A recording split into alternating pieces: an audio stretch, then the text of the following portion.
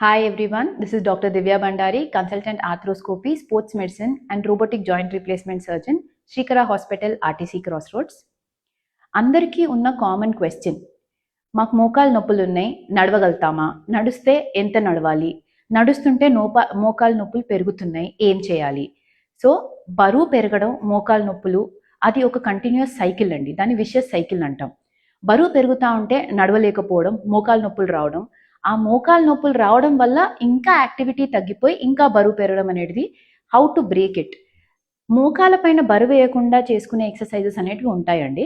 Floor mat exercises, swimming, diet control, వీటన్నిటితో మనం బరువు కంట్రోల్ చేసుకోవచ్చు. అలానే వాకింగ్ చేయొచ్చా, ఎంతసేపు చేయాలి? వీక్లీ ఒక 3 to 4 days 20 minutes walking, proper shoes వేసుకొని హార్డ్ సర్ఫేసెస్ అంటే ట్రెడ్మిల్ కానీ రోడ్స్ పైన కాకుండా సాఫ్ట్ సర్ఫేసెస్లో వాక్ చేస్తే సేఫ్గా ఉంటుంది.